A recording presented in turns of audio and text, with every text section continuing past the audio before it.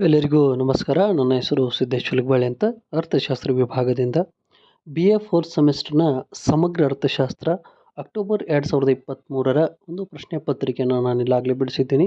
ಅದರ ಬಗ್ಗೆ ಮಾಹಿತಿಯನ್ನು ಹಂಚಿಕೊಳ್ಳಲು ತಮ್ಮಲ್ಲಿ ಇಷ್ಟಪಡ್ತೀನಿ. ಇದರಲ್ಲಿ ಪ್ರಥಮವಾಗಿ ಬರ್ತಕ್ಕಂಥದ್ದು ಕೆಳಗಿನ ಯಾವುದಾದ್ರೂ 10 ಪ್ರಶ್ನೆಗಳಿಗೆ ಉತ್ತರಿಸಿ, ಪ್ರತಿಯೊಂದಕ್ಕೂ 1 ಅಂಕ ಇರ್ತದೆ. ಇಲ್ಲಿ ಪ್ರಥಮವಾಗಿ ಬರ್ತಕ್ಕಂಥದ್ದು ಸಮಗ್ರ ಅರ್ಥಶಾಸ್ತ್ರ ಎಂದರೇನು? ಸಮಗ್ರ ಅರ್ಥಶಾಸ್ತ್ರ ಅಂದರೆ ಇಡೀ ರಾಷ್ಟ್ರದ ಆದಾಯ, ಒಟ್ಟು ಉತ್ಪಾದನೆ, ಒಟ್ಟು ಉದ್ಯೋಗ, ಒಟ್ಟು ಬೇಡಿಕೆ ಮುಂತಾದ ವಿಷಯಗಳನ್ನು ಅಧ್ಯಯನ ಮಾಡುವುದಕ್ಕೆ ನಾವಿಲ್ಲಿ ಏನಂತ ಕರಿತೀವಿ? ಸಮಗ್ರ ಅರ್ಥಶಾಸ್ತ್ರ ಅಂತ ಕರಿತೀವಿ. ಅದೇ ರೀತಿ ಎರಡನೇದು ಬರ್ತಕ್ಕಂಥದ್ದು ಆದಾಯದ ವರ್ತುಲಾಕಾರದ ಚಲನೆ ಎಂದರೇನು?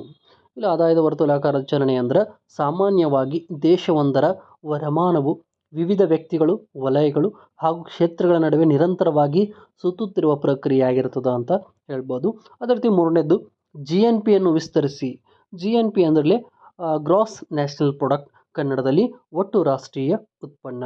ಇನ್ನು ನಾಲ್ಕನೇ ಬರ್ತಕ್ಕಂಥ ಪ್ರಶ್ನೆ ರಾಷ್ಟ್ರೀಯ ಆದಾಯ ಎಂದರೇನು? ರಾಷ್ಟ್ರೀಯ ಆದಾಯ ಅಂದರೆ ಸಾಮಾನ್ಯವಾಗಿ ಒಂದು ಸಮಾಜದಲ್ಲಿ ಇರ್ತಕ್ಕಂಥ ವ್ಯಕ್ತಿಗಳು ಮತ್ತು ಸಂಸ್ಥೆಗಳು ಒಂದು ವರ್ಷದಲ್ಲಿ ಉತ್ಪಾದಿಸುವ ಎಲ್ಲ ಸರಕು ಮತ್ತು ಸೇವೆಗಳ ಒಟ್ಟು ಮಾರುಕಟ್ಟೆ ಮೌಲ್ಯವನ್ನು ರಾಷ್ಟ್ರೀಯ ಆದಾಯ ಅಂತ ಕರಿತೀವಿ. ಅದೇ ರೀತಿ ಐದನೇದು JBC ಅವರ ಮಾರುಕಟ್ಟೆ ನಿಯಮವನ್ನು ಹೇಳಿರಿ ಅಂತ ಹೇಳ್ತಾರೆ. ಇಲ್ಲಿ JBC ಅವರ ಮಾರುಕಟ್ಟೆ ನಿಯಮ ಏನು ಹೇಳ್ತದೆ ಅಂದ್ರೆ ಪೂರೈಕೆ ತನ್ನದೇ ಆದ ಬೇಡಿಕೆಯನ್ನು ಸೃಷ್ಟಿಸಿಕೊಳ್ಳುತ್ತದೆ ಅನ್ನೋದನ್ನು ಅಲ್ಲಿ ಅವರ ಮಾರುಕಟ್ಟೆ ನಿಯಮ ಹೇಳ್ತದೆ. ಅದೇ ರೀತಿ ಆರನೇದು ಉದ್ಯೋಗ, ಬಡ್ಡಿ ಮತ್ತು ಹಣದ ಸಾಮಾನ್ಯ ಸಿದ್ಧಾಂತ ಗ್ರಂಥವನ್ನು ರಚಿಸಿದವರು ಯಾರು ಅಂತ ಕೇಳಿದ್ದಾರೆ.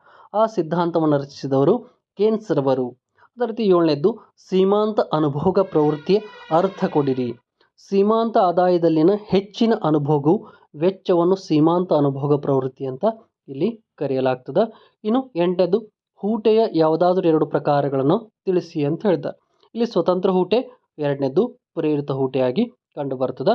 ಇನ್ನು ಒಂಬತ್ತನೇದು ಇಲ್ಲಿ MPC = 1/2 ಇದರ ಗುಣಾಂಕವನ್ನು ಕಂಡು ಹಿಡಿಯಿರಿ ಅಂತ ಹೇಳ್ತಾರೆ. ಇದರ ಗುಣಾಂಕವನ್ನು ಕಂಡು ಹಿಡಿದ್ರೆ ನಮಗೆ ಬರ್ತಕ್ಕಂಥ ಒಂದು ಉತ್ತರ 0.5 ಆಗಿರುತ್ತದೆ ಅಂತ ಹೇಳ್ಬೋದು. ಇನ್ನು ಇದರಲ್ಲಿ ಕೊನೆಯದಾಗಿ ಬರ್ತಕ್ಕಂಥ ಪ್ರಶ್ನೆ ವೇಗೋತ್ಕರ್ಷ ಎಂದರೇನು? ವೇಗೋತ್ಕರ್ಷ ಅಂದ್ರೆ ಅನುಭೋಗದಲ್ಲಿನ ನಿವ್ವಳ ಬದಲಾವಣೆ ಮತ್ತು ಪ್ರೇರಿತ ಹೂಡಿಕೆ ನಡುವೆ ಇರತಕ್ಕಂಥ ಅನುಪಾತವನ್ನು ನಾವಿಲ್ಲಿ ವೇಗೋತ್ಕರ್ಷ ಅಂತ ಕರಿತೀವಿ. ಇವೆಲ್ಲ ಬರ್ತಕ್ಕಂಥದ್ದು A ವಿಭಾಗದಲ್ಲಿ. ಇನ್ನು ನಂತರ ಬರ್ತಕ್ಕಂಥದ್ದು ವಿಭಾಗ B. ಇದರಲ್ಲಿ ಕೆಳಗಿನ ಯಾವುದಾದ್ರು 4 ಪ್ರಶ್ನೆಗಳಿಗೆ ಉತ್ತರಿಸಿ, ಪ್ರತಿಯೊಂದಕ್ಕೂ 5 ಅಂಕ ಇರ್ತದೆ. ಇಲ್ಲಿ ಟೋಟಲ್ ನಮಗೆ ಸಿಗ್ತಕ್ಕಂಥದ್ದು 20 ಅಂಕಗಳು ದೊರೀತಾವೆ. ಅದರಲ್ಲಿ ಪ್ರಥಮವಾಗಿ ಬರ್ತಕ್ಕಂಥದ್ದು ಸಮಗ್ರ ಅರ್ಥಶಾಸ್ತ್ರದ ಮಹತ್ವವನ್ನು ಇರಿಸಿ. ಸಮಗ್ರ ಅರ್ಥಶಾಸ್ತ್ರದ ಮಹತ್ವ ಅಂದ್ರೆ ಇದು ಏನೇನು ಕೊಡ್ತದೆ? ಅರ್ಥವ್ಯವಸ್ಥೆ ಸಂಪೂರ್ಣ ಚಿತ್ರಣವನ್ನು ನೀಡ್ತದೆ, ಆರ್ಥಿಕ ಸಿದ್ಧಾಂತದ ಬಗ್ಗೆ ಒಳನೋಟಗಳನ್ನು ತಿಳಿಸ್ತದೆ, ಆರ್ಥಿಕ ನೀತಿಗಳ ಸೂತ್ರೀಕರಣಕ್ಕೆ ಸಹಕಾರಿಯಾಗಿರ್ತದೆ, ಆರ್ಥಿಕ ಸಮಸ್ಯೆಗಳನ್ನು ತಿಳಿಯಲು ಕೂಡ ಸಹಕಾರಿ, ಸೂಕ್ಷ್ಮ ಆರ್ಥಿಕ ಸಿದ್ಧಾಂತದ ಬೆಳವಣಿಗೆಗೆ ಇದು ಪ್ರಾಮುಖ್ಯತೆಯನ್ನು ಕೊಡುತ್ತದೆ. ಅದೇ ರೀತಿ ಆರ್ಥಿಕ ಯೋಜನೆ ಮತ್ತು ಪ್ರಗತಿಯ ಅಧ್ಯಯನ ಕೂಡ ಇಲ್ಲಿ ಕಂಡು ಬರ್ತದೆ. ಇನ್ನೊಂದರಲ್ಲಿ ಎರಡನೇದು ರಾಷ್ಟ್ರೀಯ ಆದಾಯದ ಮಾಪನದಲ್ಲಿನ ತೊಡಕುಗಳು ಅವು ಯಾವ್ಯಾವ ವಿವರಿಸಿ ಅಂತ ಹೇಳ್ತಾರೆ. ಒಂದನೇದು ಅಂಕಿಅಂಶಗಳ ಕೊರತೆ, ಎರಡನೇದು ಸಾಟಿ ಪದ್ಧತಿಯ ಸ್ಥಿತಿ, ಅನಕ್ಷರತೆ, ಸ್ವಂತ ಅನುಭೋಗ, ದ್ವಿಗಣನೆಯ ಸಮಸ್ಯೆ, ಸಣ್ಣ ಉತ್ಪಾದಕರ ಪ್ರಾಬಲ್ಯ, ಏಳನೇದ್ದು ಕಾನೂನು ಬಾಹಿರ ಚಟುವಟಿಕೆ, ಎಂಟನೇದ್ದು ಬೆಲೆಗಳಲ್ಲಿನ ಏರಿಳಿತಗಳಾಗಿ ಇಲ್ಲಿ ಕಂಡು ಬರ್ತಾವ ಅಂತ ಹೇಳ್ಬೋದು. ಇನ್ನಿದ್ರ ಮುಂದುವರೆದು ಮೂರನೇದ್ದು ಅವರ ಮಾರುಕಟ್ಟೆ ನಿಯಮವನ್ನು ಚರ್ಚಿಸಿ ಅಂತ ಹೇಳ್ತಾರೆ. ಅವರ ಮಾರುಕಟ್ಟೆ ನಿಯಮ ಅನ್ನೋದಿಲ್ಲಿ ಕೂಡ ಪ್ರಮುಖವಾಗಿರ್ತದೆ. 1767ರಿಂದ 1837ರವರೆಗೆ ಅವರಲ್ಲಿ ಆ ಅವಧಿಯೊಳಗೆ ಫ್ರಾನ್ಸಿನ ಅರ್ಥಶಾಸ್ತ್ರಜ್ಞರು ಪ್ರಸ್ತುತಪಡಿಸ್ತಾರೆ. ಮಾರುಕಟ್ಟೆ ನಿಯಮ ಏನು ಹೇಳ್ತೈತೆ ಅಂದ್ರೆ ಅವರದು ಪೂರೈಕೆಯು ತನ್ನ ಬೇಡಿಕೆಯನ್ನು ತಾನೇ ಸೃಷ್ಟಿಸಿಕೊಳ್ಳುತ್ತದೆ ಅನ್ನೋದನ್ನು ಇಲ್ಲಿ ಪ್ರಾಮುಖ್ಯತೆ ಹೆಚ್ಚು ಕೊಟ್ಟಿದ್ದಾರೆ ಅವರ ಸಿದ್ಧಾಂತ. ಅವರ ಅಭಿಪ್ರಾಯದಲ್ಲಿ ವಸ್ತುಗಳಿಗೆ ಉತ್ಪಾದನೆ ಮಾರುಕಟ್ಟೆ ಸೂಚಿಸ್ತದೆ. ಮಾರಾಟ ಮಾಡುವುದೆಂದರೆ ಅದೇ ವೇಳೆಯಲ್ಲಿ ಕೊಳ್ಳುವುದು ಆಗಿರ್ತದೆ ಮತ್ತು ಹೆಚ್ಚು ಉತ್ಪಾದಿಸಿದೆ ಎಂದರೆ ಇತರ ವಸ್ತುಗಳಿಗೆ ಹೆಚ್ಚು ಬೇಡಿಕೆ ಸೃಷ್ಟಿಯಾಗ್ತದೆ ಅನ್ನೋದನ್ನಲ್ಲಿ ತಿಳಿಸ್ತಾರೆ. ಅವರ ಅವರ ಮಾರುಕಟ್ಟೆ ನಿಯಮದ ಒಂದು ನಕ್ಷೆಯನ್ನು ಕೂಡ ನಾನು ಇಲ್ಲಿ ಕೊಟ್ಟಿದ್ದೀನಿ. ಇಲ್ಲಿ ಏನು ಮಾಡಿದ್ದಾರೆ? 10,000 ರೂಪಾಯಿಗಳ ಮೌಲ್ಯದ ವಸ್ತುಗಳು ಕಂಡು ಬರ್ತಾವೆ. ಅದರದ ಆದಾಯ ಏನು ಬರ್ತೈತೆ ಕೂಲಿ, ಗೇಣಿ, ಬಡ್ಡಿ ಮತ್ತು ಲಾಭದ ರೂಪದಲ್ಲಿ ಉತ್ಪಾದನೆಗಳು ಕಂಡು ಬರ್ತಾವೆ. ಅವು ಅರ್ಥವ್ಯವಸ್ಥೆಯಲ್ಲಿ ಸೃಷ್ಟಿಯಾಗುವ 10,000 ರೂಪಾಯಿಗಳ ಬೇಡಿಕೆ ವಸ್ತುಗಳನ್ನು ಕೂಡ ಇಲ್ಲಿ 10,000ದ ಪೂರೈಕೆ ಪ್ರಮಾಣವನ್ನು ಇಲ್ಲಿ ಕಂಡುಕೊಳ್ಳಲಾಗ್ತದೆ ಅಂತ ಹೇಳ್ತಾರೆ. ಇದು ರೇಖಾಚಿತ್ರದಲ್ಲಿ ತೋರಿಸ್ತಕ್ಕಂಥದ್ದು ಒಂದು ನಕ್ಷೆ. ಇನ್ನು ಮುಂದುವರೆದು ಬರ್ತಕ್ಕಂಥದ್ದು ಅದರ ಟೀಕೆಗಳು. ಪೂರೈಕೆ ತನ್ನದೇ ಆದ ಬೇಡಿಕೆಯನ್ನು ಸೃಷ್ಟಿಸಿಕೊಳ್ಳುವುದಿಲ್ಲ ಅಂತ ವಿಮರ್ಶೆ ಮಾಡಲಾಗಿದೆ. ಸ್ವಯಂ ಹೊಂದಾಣಿಕೆ ಅಸಾಧ್ಯವಾಗಿ ಕಂಡು ಬರ್ತದೆ. ಉತ್ಪಾದನಾ ಬಾಹುಳ್ಯತೆ ಸಾಧ್ಯತೆ ಹೆಚ್ಚು ಕಂಡು ಬರ್ತದೆ. ಸರ್ಕಾರದ ಮಧ್ಯಪ್ರವೇಶಿಗೆ ಅವಶ್ಯಕತೆ ಇರೋಂಗಿಲ್ಲ. ಅನುಭೋಗ್ಯ ಪ್ರವೃತ್ತಿ ಇಲ್ಲಿ ಕಂಡು ಬರ್ತದೆ, ಮಧ್ಯಪ್ರವೇಶಕ್ಕೆ ಕಂಡು ಬರ್ತದೆ. ಇನ್ನು ಪ್ರಮುಖವಾಗಿ 4ನೇ ಪ್ರಶ್ನೆ, ಅನುಭೋಗಿ ಪ್ರವೃತ್ತಿಯನ್ನು ನಿರ್ಧರಿಸುವ ಅಂಶಗಳು. ಅಂದ್ರೆ ಅನುಭೋಗಿ ಪ್ರವೃತ್ತಿಯನ್ನು ನಿರ್ಧರಿಸ್ತಕ್ಕಂಥ ಅಂಶಗಳು ಯಾವ ಬರ್ತಾವೆ ರೀ?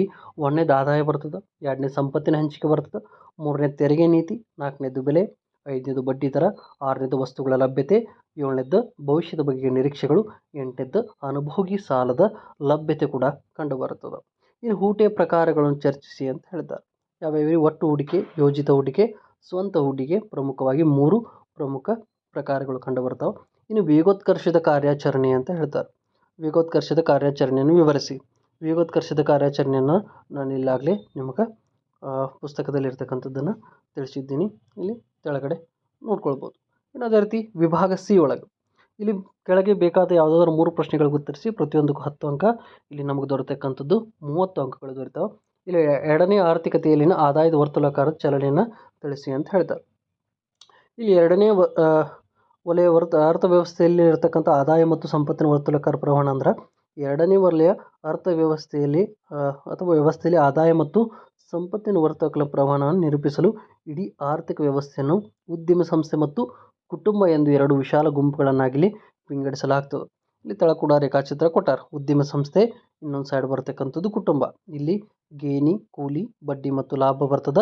ಸರಕು ಮತ್ತು ಸೇವೆಗಳ ಪಾವತಿ ಪ್ರಮಾಣವನ್ನು ಕೂಡ ಇಲ್ಲಿ ತಿಳಿಸಲಾಗೈತಿ.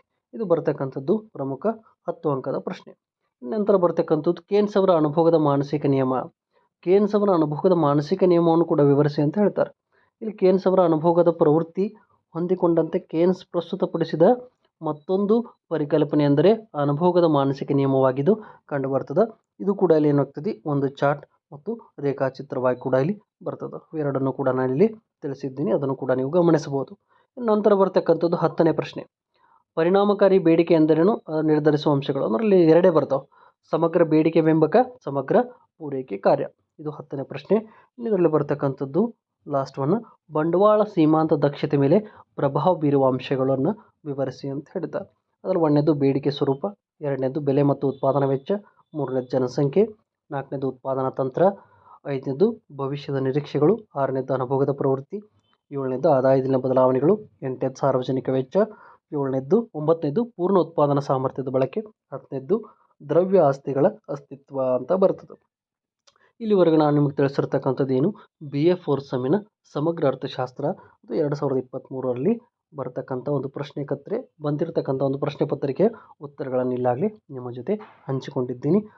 ತಿಳಿಸಿದಂಥ ಅಥವಾ ನಾನು ಕೊಟ್ಟಂಥ ಮಾಹಿತಿ ತಮಗೆ ಉಪಯುಕ್ತ ಅನಿಸಿದ್ರೆ ಒಂದು ಲೈಕ್ ಕೊಡಿ, ಅದೇ ರೀತಿ ಸಬ್ಸ್ಕ್ರೈಬ್ ಮಾಡಿರಿ ಅಂತ ಹೇಳ್ತಾ ನನ್ನ ಮಾಹಿತಿಯನ್ನು ಇಲ್ಲಿಗೆ ಮುಕ್ತಾಯಗೊಳಿಸ್ತಾ ಇದ್ದೀನಿ. ಎಲ್ಲರಿಗೂ ನಮಸ್ಕಾರ.